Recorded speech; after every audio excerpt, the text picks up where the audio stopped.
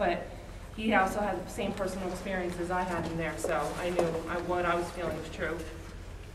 3 and 4 tend to be really popular with activity. There's a couple, especially with 4. There's a lot of stories with 4. We don't know what it is.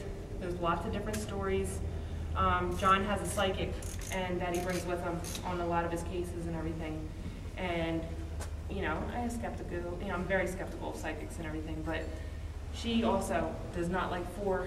I've had people come running out of here, not saying that anybody's going to be running out of the fort tonight, but, you know, some people who are sensitive and everything, they get very sick feelings in 4. Something always feels like they're drawing you to the back. I believe whatever's in there either goes back and forth in between 3 and 4, and to me, it's somebody who kind of went crazy. Now, I'm not psychic or medium or anything like that, but that's just what I feel, because the longer you do this, the more you start to see and feel, and hopefully you guys will all get to see it tonight. I might see those. I'm trying to think. All right, I'm going to 5. I'll see if that is right. He was the only prisoner ever to be hung at Fort Mifflin. They originally thought that he was in here, and this was used as his prison. It may have been at one time, but it wasn't until the recent discovery of casemate 11 that they found out that that is where they kept him, because his name is written on the wall. He wrote it in pencil when he signed. It was pretty amazing when they found that stuff. And they actually found the doors that had the bars, so that's where they knew he was kept. So my theory is, whatever ghost or spirit is in here, he shows himself and produces activity, because everybody used to call him Billy. I think he's mad because he's like, my name's not Billy, you know, stop telling me. People that have the most experiences in here are women with blonde hair. For some reason, they don't like blondes. We don't know why, but you know, we've had people get their hair pulled. It's very odd. I'm not blonde, so I've never experienced it, but I've been with people who have.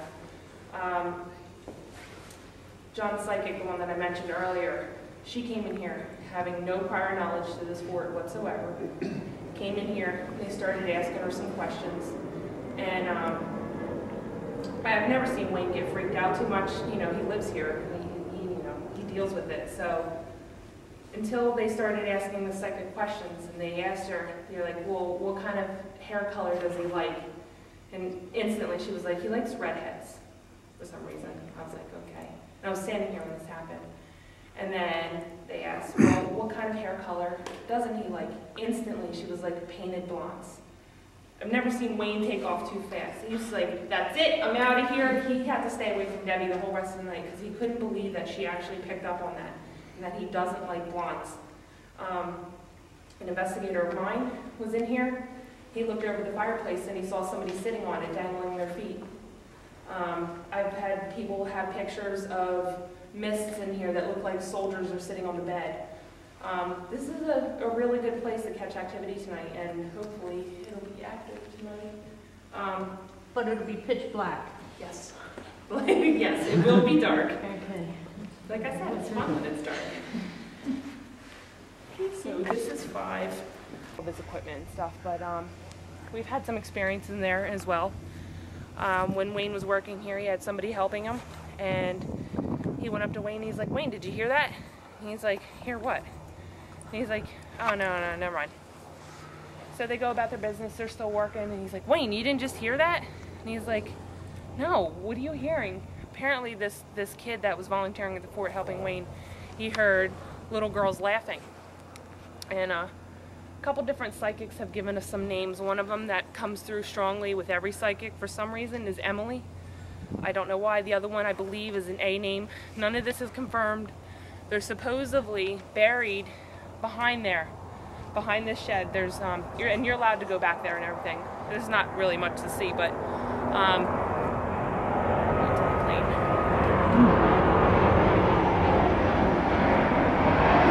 Northwest. Nothing is confirmed about who these kids are. I know lots of people have heard them. My other founder, I was standing up on the hill. She heard somebody clear as day, like a little girl's voice say, "Mommy." I didn't hear it. I was standing right next to her, but she heard it. But Wayne's helper that day, he quit. He didn't want to be hearing voices at the fort. Wayne himself has a pact with the fort. You know, you figure he lives here, he probably is the one that experiences the most. Well, he used to until he made his arrangement. And it was one day he was walking and he got pushed off the path twice. And then he went down into casemate 5 and he talked to him and he's like, look, I gotta live here, just let me go about my business and do my job, and he'll stay out of their business. That's why he'll do the ghost tours, but if you ever have any evidence you want to show him, he doesn't want to see it because it'll break his agreement. And he doesn't want to start experiencing things again. So he likes to keep his arrangement with the fort, and we stick to it as well. You might see in the middle there, somebody has a light, there's a noose hanging. That was an old Halloween prop. And right in that middle one, we were investigating and we were filming for a show called Haunted Destinations. And I was with my friend Scott, and we were in there and we were looking for the little girls. And I assure you the flight pattern does change. It will get much quieter. I was in there and I felt something brush past my arm, and it got really cold on that side, enough to make the hair stand up on my arm, and it's on video. And right after that, I hadn't said anything, but my friend Scott got his hair pulled. He's got a real short buzz cut, so, and we were looking above him to see if there was anything that could have made it seem like he got his hair pulled. There was nothing there, because it's all open if you went in there. But again, I'm gonna ask you to stay out of here tonight. You can investigate around it. You know, and you walk up and the sun is coming over there. This is, of course, the blacksmith shop. There's lots of stuff all over, so just be careful. The story of the blacksmith shop, his name is Jacob. Jacob, when working here, did not like to have this door closed. It gets hot in here. You have to have a hot fire, to blacksmith. And the commandant used to yell at him all the time to keep his door shut. Don't know why. I don't know if he was just being bossy and wanted to be his boss, but he always wanted the door shut.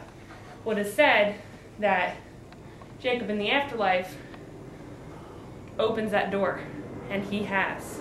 There's been times when Wayne will come, make sure that door's shut at night. They'll come in the morning, and it'll be open. Right now, that door is nailed on.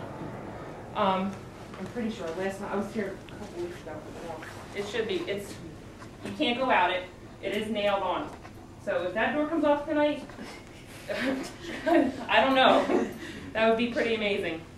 But when we go out, we'll go around, and I'll show you the hinges, because the door is put on with very heavy hinges, and if you look at them, there's no way that that door would come off, like, not the wind. I mean, the wind could blow it open, but there's been times when it's been found off its hinges.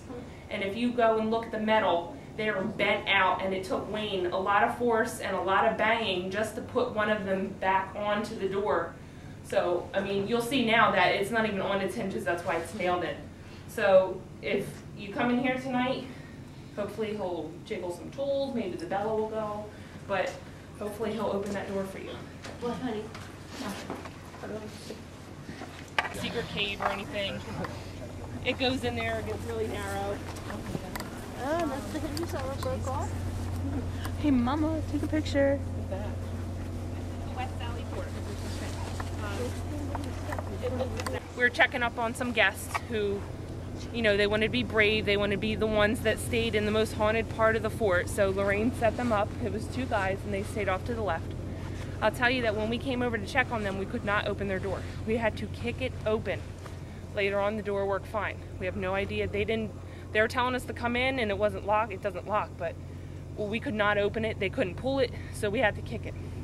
Once we were in the room, we're all sitting around chatting, talking to them, and I was leaning against the door. All of a sudden, I get pushed. My shoulder, I get pushed back. I'm looking, there's nobody behind me. There's a little thing on the side. I was seeing if I hit it. I was trying to recreate it, but I could not recreate it. It's the only time I've ever been pushed in this fort. It wasn't hard, it was just a light tap. And soon after, it got extremely cold in the room. Now, they had a fire going, they were laying in their sleeping bags, and it was freezing in there. They say that this is probably one of the most haunted spots, only because this is where the fort was taken during the siege. The British came up the back channel, and this is where they came in. This is where they penetrated the fort. So a lot of people died here. For some reason, a lot of people don't spend a lot of time back here, but if you get a chance, I would definitely check it out. People sleep there. A couple different stories in here. One of them being a wedding party. They were